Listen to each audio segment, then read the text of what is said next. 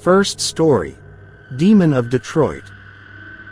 It all started in the early 1960s, when Mr. and Mrs. Adams moved into the house in Detroit, Michigan. They had 5 small children and a pet dog. Almost as soon as they moved in, the family seemed to sense that there was something wrong with the back bedroom. All of the children avoided it and even the dog refused to go inside. It was a tiny room with just enough space for a bed and a built-in closet in the corner. Mr. Adams worked the night shift at the Cadillac assembly plant, so when he came home in the morning, he would sleep in the back bedroom. It was far enough away from the rest of the house that he thought no one would disturb him. However, sleeping in the bedroom always gave him a strange and uneasy feeling. Almost immediately, he began to experience horrible nightmares.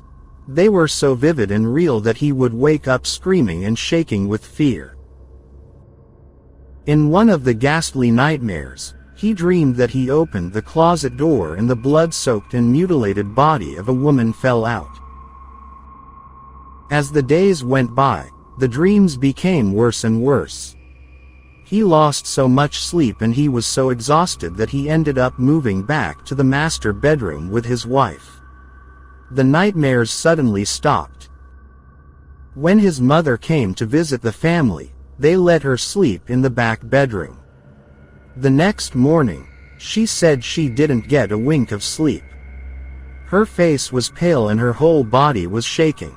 She claimed she had heard terrible sounds in the room that went on all night long, as if someone was trying to break in. She refused to sleep in the bedroom again and decided to cut her stay short and go home. After that, Mr. and Mrs. Adams began to realize that something dark and loathsome was lurking in the back bedroom. Then, an old friend of the family came to town and they gave him the room for the night. They didn't mention a thing to him about their own unpleasant experiences in the room. Shortly after midnight, the man was lying in bed when he was awakened by the feeling of someone turning him over. He opened his eyes and saw someone standing outside the bedroom door. It was a woman with long hair, but she had her back to him. She was wearing a short fur coat and a blue dress. He got up and started walking towards her, but all of a sudden, every light in the house went off. He was stumbling around in the darkness and when the lights came back on again, he found himself in the kitchen. Mrs. Adams was there, washing her hair in the kitchen sink. All of a sudden, they heard a terrible, unearthly wailing sound that left both of them speechless with fright and a sickening smell filled the room. Then, the heavy trap door in the kitchen floor that led to the dirt basement started opening and slamming back down. Terrified, they called the police. Within minutes, a few officers were searching the house from top to bottom, but they didn't find anything.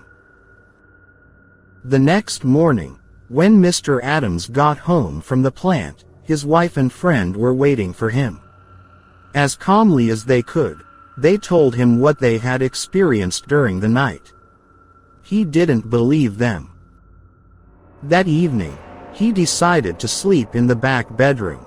He was just about to drift off when he heard someone moving in the room. He thought it was his wife, but when he called her name, there was no answer. He turned over to look and saw a hideous face, just inches from him. It was the most horrible thing he had ever seen. The eyes stared past him and the mouth moved to talk, but all that came out was a hissing sound and a terrible stench.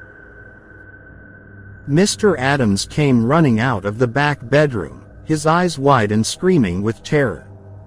He was ripping handfuls of hair from his head as he ran.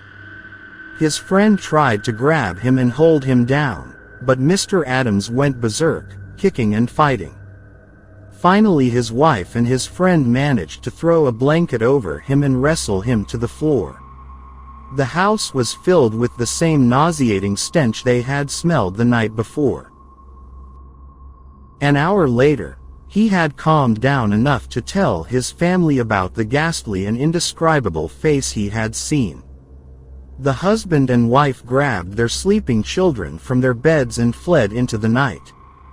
The next morning, they all moved in with Mrs. Adams' parents in a different part of Detroit. The Adams family had to admit defeat, and they left the house and the back bedroom to the horrific entity that was lurking in it. The Demon of Detroit. Second story. Girl on Fire. Back in 1908, it was called Alabama Girls Industrial School, and Condi Cunningham was one of the students who lived on the 4th floor of the main residence hall. Late one night, Condi and her friends were using a burner to make hot chocolate in her room. This was against the rules, but Condi and her friends were doing it anyway. They were all sitting on Condi's bed in their nightgowns, when someone accidentally knocked over the burner. The bed caught fire, and so did Condi Cunningham's nightgown. She began to panic and ran down the hallway screaming for help. Now, as most people know, running is the worst thing you can do when you're on fire. You're supposed to drop on the ground and roll around. But unfortunately, Condi didn't know that. She ran up and down the hallway screaming for help, and this only fanned the flames. The flames grew larger and larger, completely consuming her body. Her friends could only watch in horror as Condi finally collapsed and died. Her body was burned to a crisp. Ever since her death, Condi Cunningham's ghost has haunted the 4th floor of the old residence hall. Students living on that floor have reported hearing the horrifying screams of a girl echoing through the hallways. Others have heard footsteps running up and down the hall when no one is there. Some have even heard a girl's voice crying, "Help me." Late one night, a girl who was staying in Condi's old room heard noises outside her door. When she opened her door, she was shocked to see a fiery apparition running down the hallway. Its body burned and blackened as flames blazed around it like a human torch. When the girl went back to her room, she saw her bed was on fire. The next morning, she left the university and never returned. Of all the paranormal events that surround this girl on fire, the strangest is what happened to the wooden door of Condi's old room. Right after Condi's death, her friends said they saw the image of Condi's burning face appear in the wood. The school administrator had the door replaced, but Condi's face began appearing in the new door. They replaced the door numerous times, but every time, the image of the face came back in the wood. The girls were all so freaked out by this that, eventually, they just removed the door and put it in a storage room. Even today, Condi's room has no door, and none of the girls at Montevallo University will stay in the room, so it remains vacant. The students who live there today still swear that their doors open and close of their own accord, and some have sensed the presence of Condi's ghost coming into their room. Her ghost has even been known to go into the shower areas and scream her head off. The girls say that when she roams the hall, she doesn't do it quietly. She runs and screams through the halls as if she is still on fire. Third story. Dreams and Nightmares. My dreams and nightmares as a child were haunted by a story I read in a book my parents bought for me. It was a book of true ghost stories, which I loved when I was a little kid. It remains the most disturbing and creepy true ghost story I've ever come across. I can't remember all the details, but I will try to recount as much of the story as I'm able to recall. The book claimed that it was a true story, but try as I might, I've never been able to find out more information about it. Years ago, in a small town, somewhere in the United States, a married couple and their young daughter moved into an old house. One night, the daughter was awakened by a strange smell in her bedroom. At first, she wasn't sure if she was still dreaming.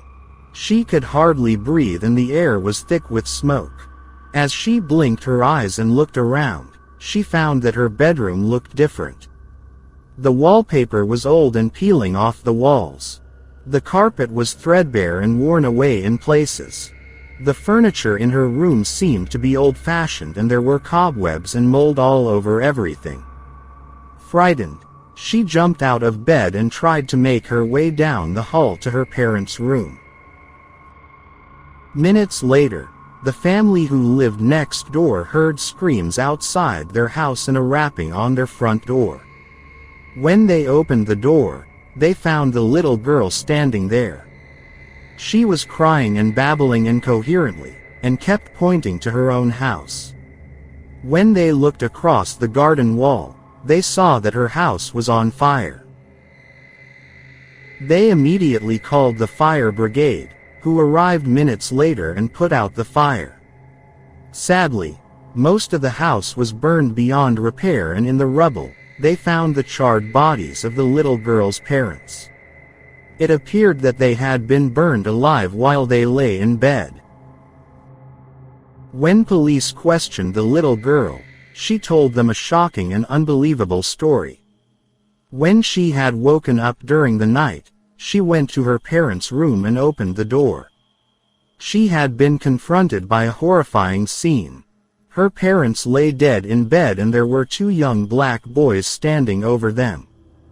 One of the boys was holding a bloody scissors. The girl said she began screaming and fled to the neighbor's house. The police didn't believe her story at first, and assumed she must have been having nightmares.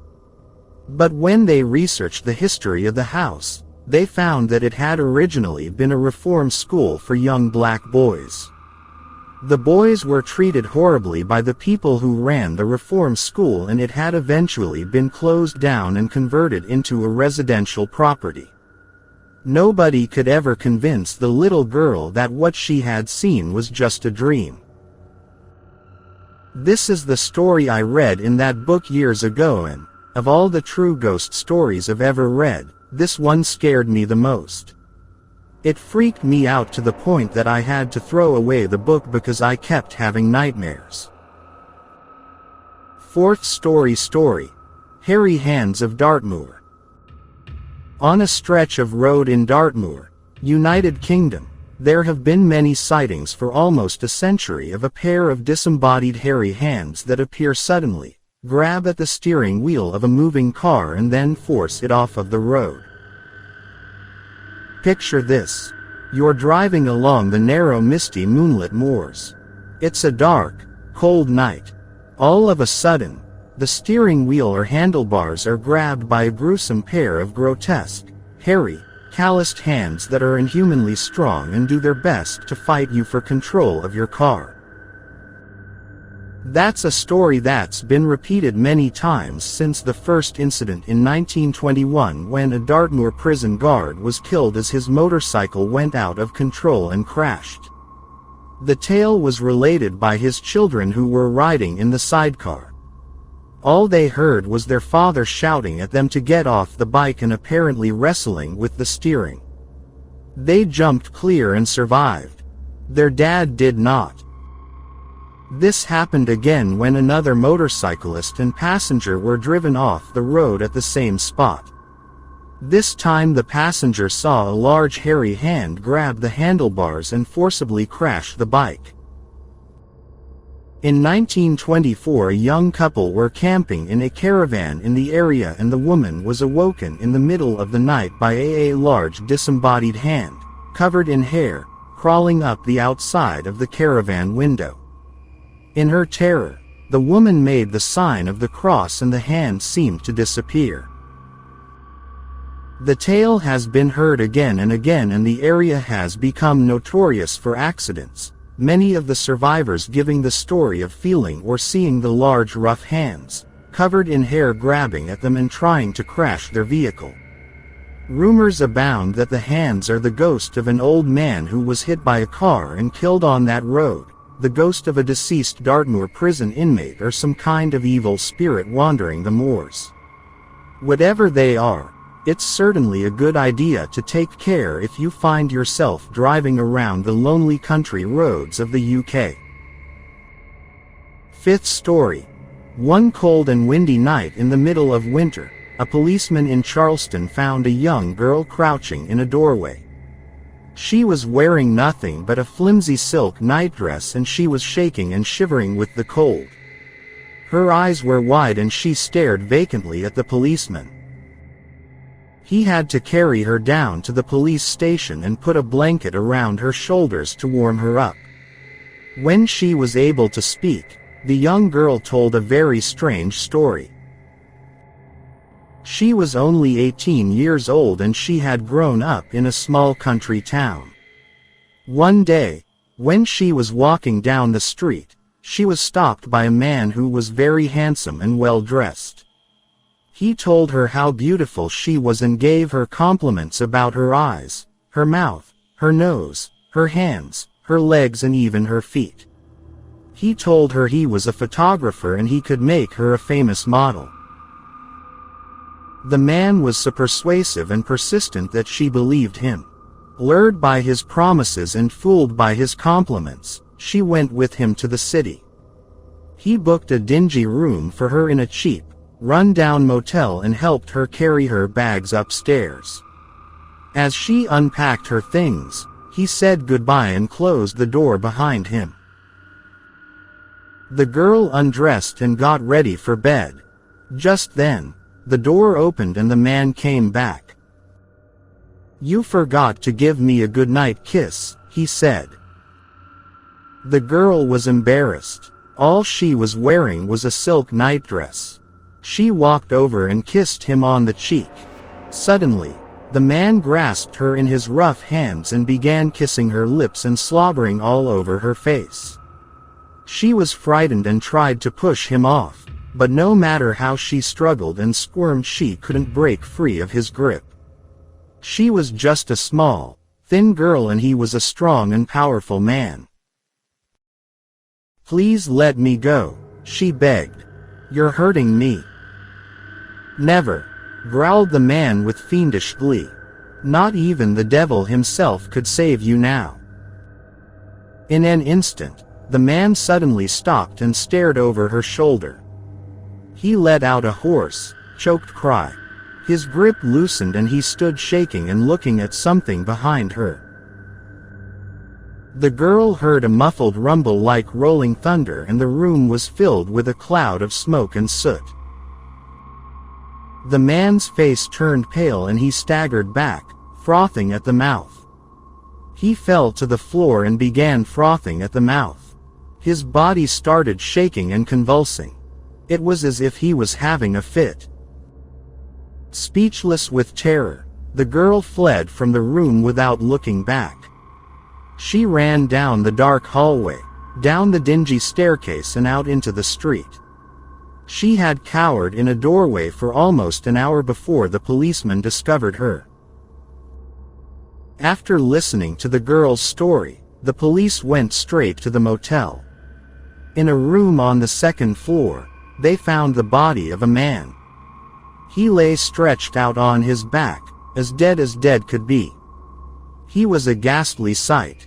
His face was twisted in anguish and horror. His mouth was wide open and his eyes stared blindly at the ceiling.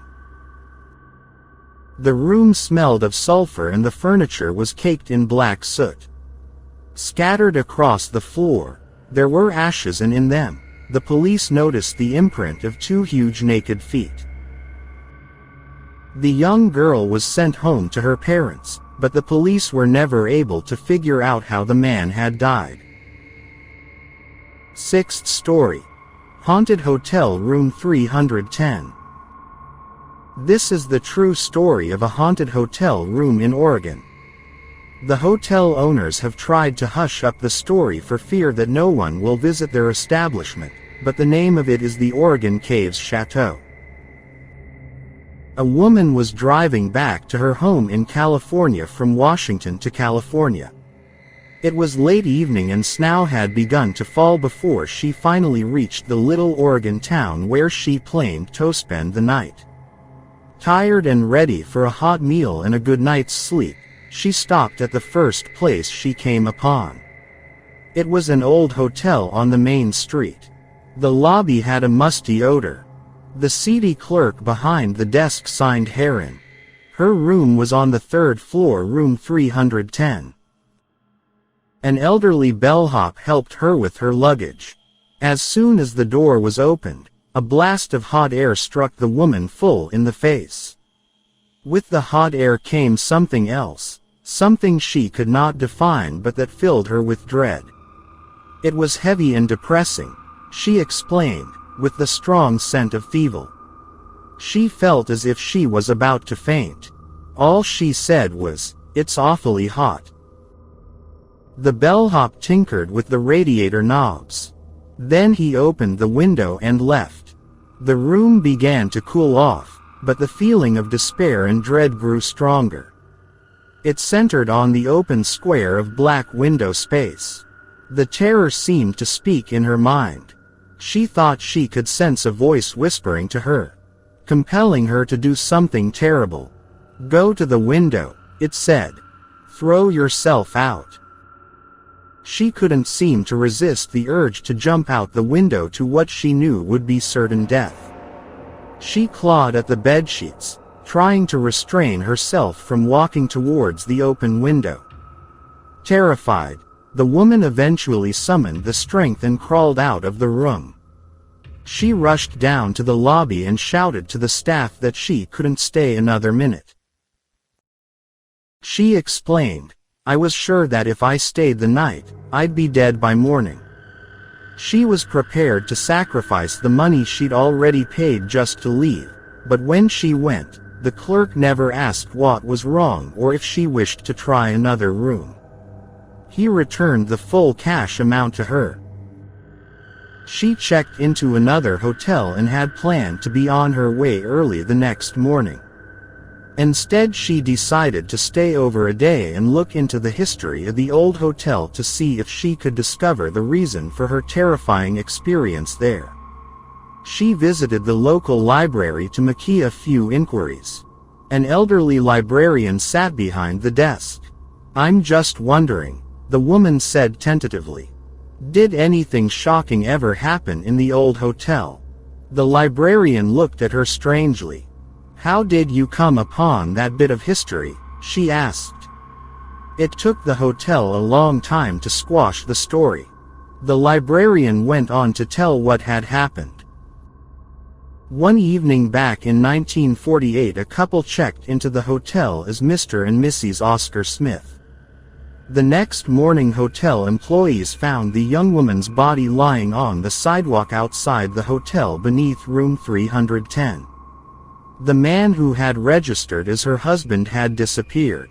At first it was ruled suicide, the librarian concluded. But then the pried open her fist and found it clutched a handful of dark curly hair, not her own. So they made a search for the murderer. But he was never found. By the way, the librarian suddenly added, "Isn't that a coincidence? It all happened on November 5th, 40 years ago yesterday." Quote,